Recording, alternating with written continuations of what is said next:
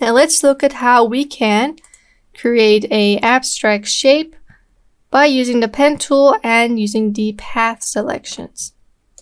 So let me try to create a point first. Let me create a new layer first. First point, second point. I'm going to try to create a heart. Close the layer. And I'm going to convert the bottom because hearts have sharp bottoms. Go back on the curvature, maybe adjust it. Right click, stroke path. Go with the brush. Oops, that's too much. Oh, and one thing, when we're going on the brush, it's talking about this brush. So if on my brush panel, you can see how big it is. Right click it. If it's 335 pixels, it's going to stroke it using the same pixels and the same color, which is black here. So I would have to adjust it. I think this is good, 15 pixels.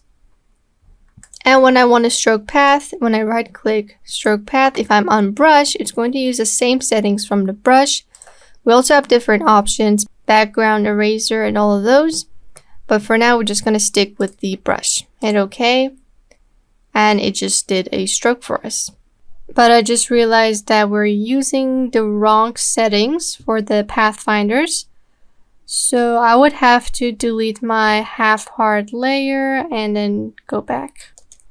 Okay, if I want to combine shapes, I would have to use shapes. Go to, instead of path, go to shapes. We'll get into shapes in the next lessons. For now, we're just going to see how we can create a combined shape.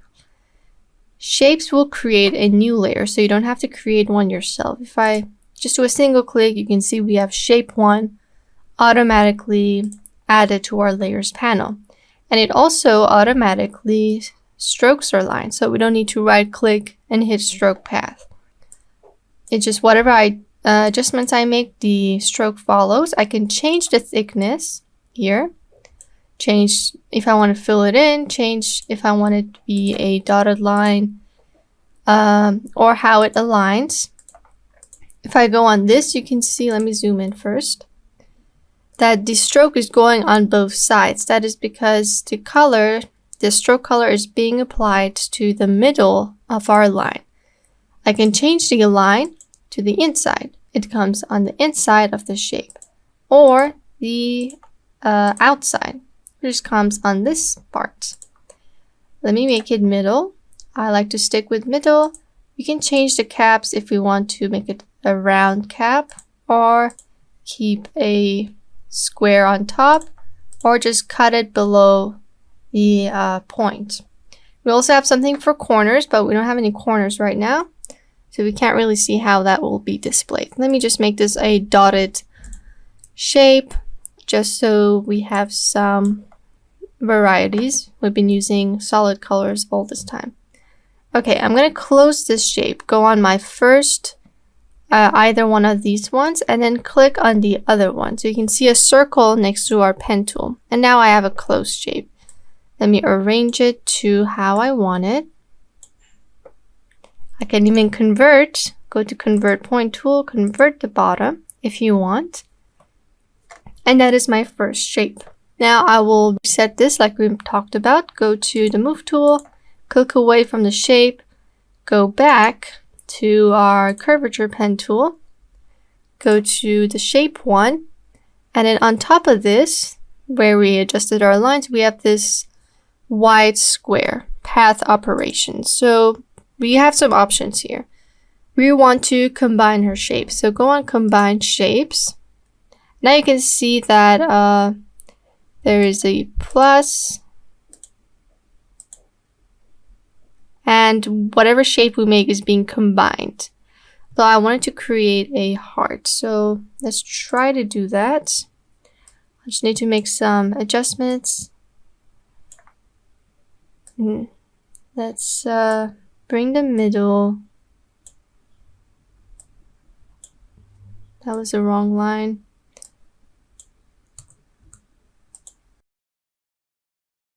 Okay, let's say this is our heart. I have combined the two shapes, and now it's one shape. So hit enter once you're finished. and it's only in one layer. Now if this was on the new layer, this is how it would look like. If I did the same thing, create my half circles, sorry, half hearts, and then create another one, it creates two separate layers. And you can see that we're not exactly creating one shape, and the line in the middle is there. So this is how we combined it. This is not combined, but there's an option to combine it with its shapes. So top layer, bottom layer, right click, merge shapes, and it will merge it for you. But a lot of times it's not going to be as easy. So you would want to use the path operations up there. So this is for adding a shape. What if you wanted to subtract? Let me fill one of these shapes in. Go to my first heart. The pen tool, our fill is, it has a red line through it. So that means that there's no colors. I'm going to make it red because the hearts are red. There is my shape. Now if I wanted to maybe put a circle in the middle, I can do that. I will go with my pen tool again on this layer. And let me just reset things, come back in. Okay, curvature pen tool. Let's have no stroke. I will also remove the fill. The fill is already removed. Now instead of this new layer, go to subtract front shape. Front shape is the shape that we're about to create. Go to shape 1. And now if I create a shape, you can see that it like cut a hole in the middle. I'll turn off the, oops. Okay, let's just not do that because we're subtracting. It doesn't really matter. Now we have subtracted our shape from the first shape. Just to show you how that looks like, if I turn off my layer 0, you can see that there's nothing in the middle.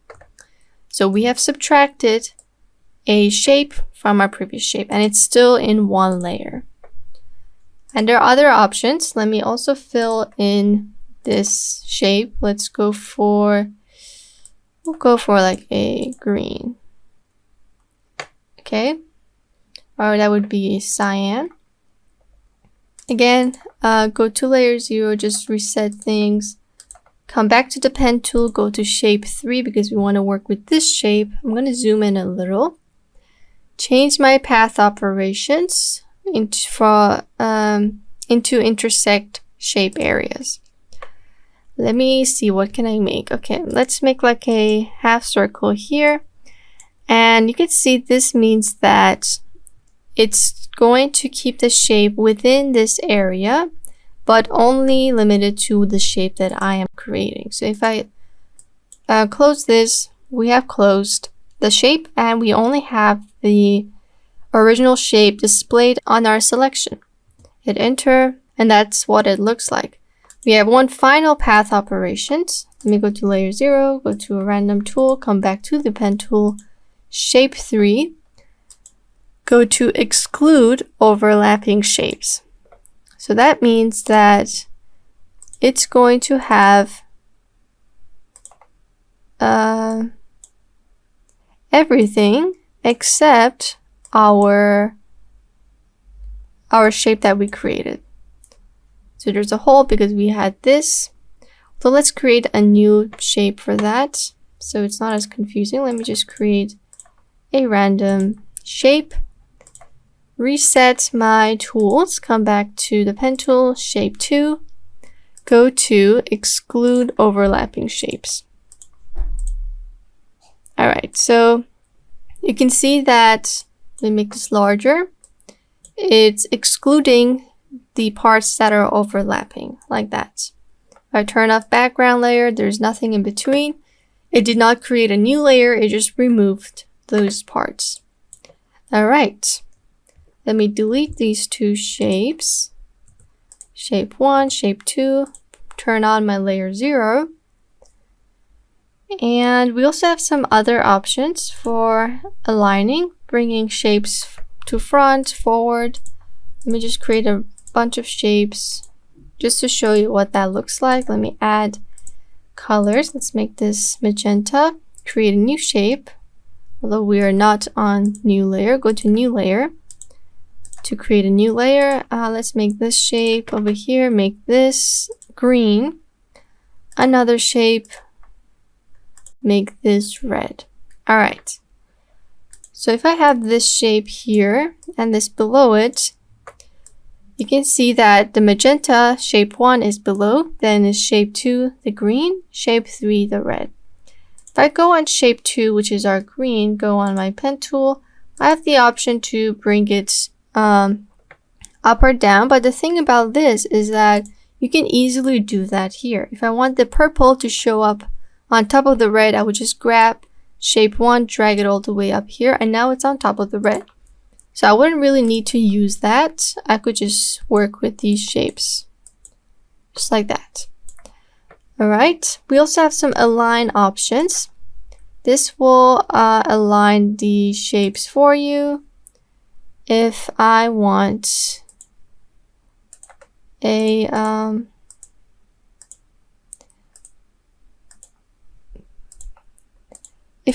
certain shape to be on one side, there's my shape, I want it to be on the left side. So I want it to be on the right side, the middle. It will allow me to do that, the top part, middle part, bottom part. It's just to align it and make sure it's aligned to canvas, because if it's selection, then it's not exactly correct, because we're placing our shape on our canvas, so we want it to be aligned on our canvas. Another thing is that you can change, let me go to shape 2, come to the pen tool, you can change the width and height if you want. If you have a specific pixel in mind, you can use it and apply it here. You can link the two so that the height is adjusted to the width you're putting, or vice versa. We also have some options. It's about the thickness and the color. There's like a rubber band path options. Make it as big as you want. This is the blue line that shows up around you. Like if I create a shape, you can see that now it's thicker. And you can change the color as well. This is not related to your shape, but to the path. This was how it was before. We hit enter, delete that shape. And finally, we have the align edges. Make sure this is on, because without it, it's going to look a bit weird. It's not going to look that pretty. It's just for us a smart option that Photoshop has. Make sure you have that on and don't turn it off. And here in the pen tool, you have some tool presets, which is presets for all of these, all of the adjustments. Another thing is that you can fill in shapes, or shapes for the pen tool and the others, we'll get into those later, with patterns. So if I go on this, I have a tree in. I have some presets for water if I need it. I can scale it in or out if I want to, change the angle if I want to, and I can add more presets onto this panel. You can copy fill, add it to the other shapes. And these are just for some patterns. If you want, you can maybe download a old paper pattern and fill in the shape using that. You can also put gradients. This was like a preset I made. It's just a gradient. Change the angle of the gradient. Change the way the gradient is. Right now it's linear. Change it to radial, angle, reflected, and diamond. Alright. Linear is the best one. You can change the color by double clicking on one end, choosing a color that you want, hit OK, and double clicking on the other end to choose another color. You can also create points by just clicking anywhere. Right now this is white. Again, I can double click, go for a random color, and just create as many colors as I want. We also have some presets. This is basic. We got blues, purples, pinks, reds, orange, green, gray, cloud, and so much more. It's just good for drawing. You want to get a quick preset done. Maybe you don't know how what the color range is if you want to create a 3D cloud, you can get help from the cloud presets. Just click on this. This is how it's supposed to look like. Got some here. You also have something here, which is just your solid colors. Just any color that you pick, it will be applied. And again, we went over these. You have some color palettes to choose from. Alright, so this is how the pen tool works. This is the basics. And to use it on an image, let me just delete all of our shapes. I'm going to go to my library and see if I have a image. My library is now loading. Okay, let me see if I have an image that I can bring onto my, let's see, find an image that I can use. Let's go on this. I'm just going to drag it onto my Photoshop canvas. There's my shape. Let's say I only want a certain adjustment done to this window right here. I can make that adjustment by going onto the quick selection, but sometimes it's not going to be precise and it's going to take a while. Maybe it's going to come out of the lines, and because it's a straight shape, I can zoom in and easily select that area with the pen tool. So again, we don't want the curvature because there are no curves. Go to the regular pen tool. There we are. You don't need any stroke for this. Zoom in to see where you should start your stroke. I'll start here. And it's dragging. Let me go in here to select the right place here and then zoom out to make my third point. And then just close it off over here. And there we are. I made a selection. Now let's right click, make selection. If you want to feather it, you can do that. I'm not going to do that. Hit OK. And now we have a selection just like we would with one of these, but this just was a lot faster. Okay, because I have shape 1, I can create a adjustment, let's say. Go to maybe hue and saturation. And you can see that I created a mask layer. And the white is only on this area, which means whatever I do now will only be applied to my selection. If I want to change the hue, I can do that. Change the saturation, maybe make it black and white. The lightness and any other adjustment will work. Let's go to maybe brightness and contrast. But now you can see that everything is white. So I'm applying this to all of the image, which is not what we want. So I would go on this, right click, add mask to selection. It will select it again. And I could just first delete the layer mask and then make a new layer mask again, and it will create that mask. So if I go on this, not on this, on the adjustment layer, whatever I do will only be applied to my selection. And if I don't want a certain part, I will go with this tool on the mask layer, maybe use my brush with the color black to just maybe remove this part or any part that I do not need.